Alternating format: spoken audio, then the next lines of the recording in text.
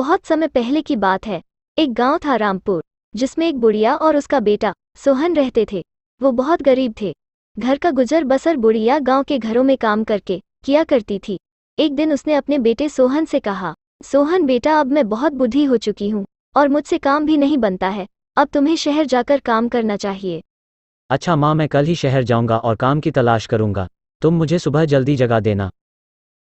अगले दिन सुबह बुढ़िया माँ अपने बेटे सोहन को एक टिफिन में 4 रोटियां रख करके देती है और कहती है कि रास्ते में कहीं भूख लगे तो खा लेना। अपनी माँ से टिफिन लेकर सोहन शहर की ओर चल देता है। रास्ते में चलते चलते वह थक जाता है और उसे भूख भी लगती है। तो रास्ते में उसे एक पेड़ के नीचे कुआं दिखाई देता है।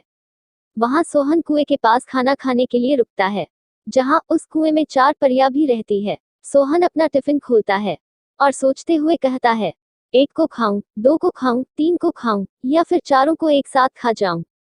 यह सुनकर परिया डर जाती है और सोचती है कि हमें कौन खाने आया है, हो सकता है बहुत ही शक्तिशाली आदमी होगा।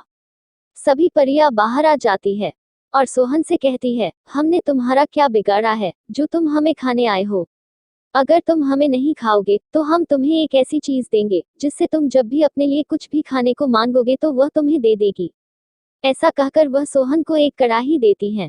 सोहन कड़ाही को लेकर के कहता है कि मुझे लड्डू खाना है। तो लड्डू तुरंत ही उस कड़ाही में आ जाते हैं।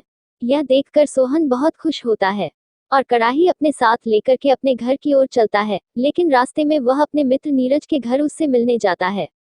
दोनों बहुत बातें करते हैं। उसका मित्र नीरज सोहन से कहता है, तुम बड़ी दूर से आए हो और थके हुए लग रहे हो, आज रात यहीं रुक जाओ, कल सुबह चले जाना। सोहन थका हुआ होने के कारण अपने मित्र के यहाँ रात रुक जाता है। सोहन अपने मित्र को सारी बात बताता है और कड़ाही दिखाते हुए कहता है, समोसे आओ, तो कढ़ाई में समोसे आ जाते हैं। यह देख करके नीरज के मन में लालच आ जाता है और वह उस कड़ाही को लेना चाहता है। जब रात में सोहन सो जाता है तो नीरज उस कड़ाही को बदल करके दूसरी कड़ाही को रख देता है। सुबह सोहन उठकर अपने मित्र नीरज से चलने की आज्ञा लेकर अपनी कड़ाही साथ लेकर घर की ओर जाता है। घर पहुंचकर वह अपनी माँ को सारी बात बताता है और कड़ाही दिखाते हुए कहता है, माँ, जो तुमको खाना हो वह इसमें बोल दो, वह सारी चीजें इसमें आ जाएगी। ऐसा कहकर वह कड़ाई में देखकर बोलता है, मिठाई आ, तो मिठाई नहीं आती है। फिर वह बोलता है, भोजन आ, तो भोजन भी नहीं आता है। यह देख करके उसकी माँ बोलती है, बेटा, ऐसा सब कुछ नहीं होता है, तुम मन लगाकर काम की तलाश में जाओ। यह सब सुनकर सोहन उदास हो जाता है और मन ही मन सोचता है कि परियों ने उसे धोखा दिया है। फिर वह अपनी माँ से कहता है, माँ, कल मुझे सुबह जल्दी उठा देना, मैं फिर काम की तलाश में शहर जाऊंगा। ऐसा कहकर वह सोने चला जाता है। अगले दिन सुबह उसकी माँ उसे जगाती है और टिफिन में 4 रोटियां रख करके उसे शहर जाने को बोलती है। सोहन टिफिन लेकर शहर की ओर चलने लगता है।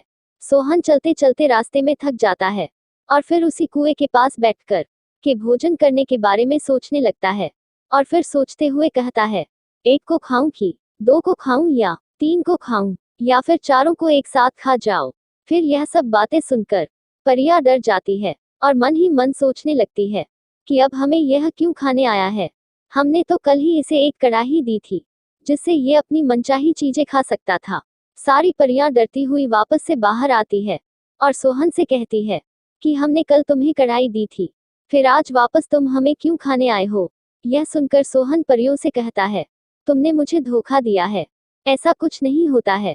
यह सुनकर परिया सोहन से कहती है, अच्छा ठीक है, हम तुम्हें एक मुर्गी देते हैं जो दिन में एक बार सोने का अंडा देती है, लेकिन यहाँ अंडा तभी देगी जब तुम उससे कहोगे, मुर्गी अंडा दे। इतना कहकर वह सोहन को एक मुर्गी देती है।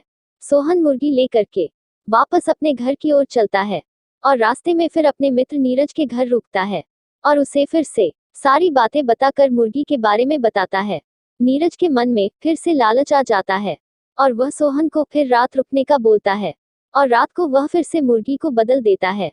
अगले दिन सुबह सोहन उठकर अपने घर जाकर माँ को बताता है कि माँ, यह मुर्गी दिन में एक बार सोने का अंडा देती है।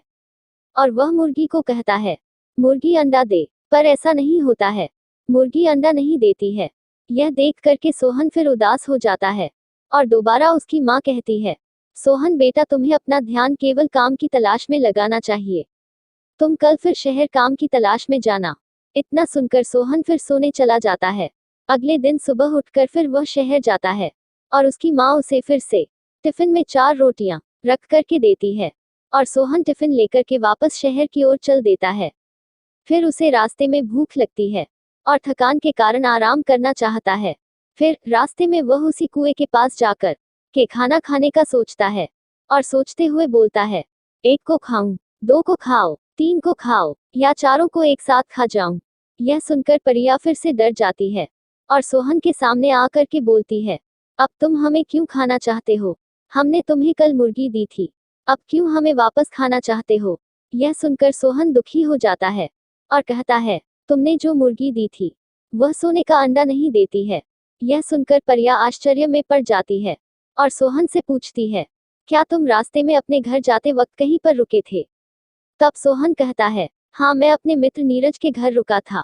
तभी परिया समझ जाती है कि उसके मित्र नीरज ने ही उसकी कड़ाही और मुर्गी चुराई है। तो नीरज को सबक सिखाने के लिए परिया सोहन को एक डंडा देती है और कहती है कि यह लालच का डंडा है, उसी को मारता है जो ज्यादा लालच करता है।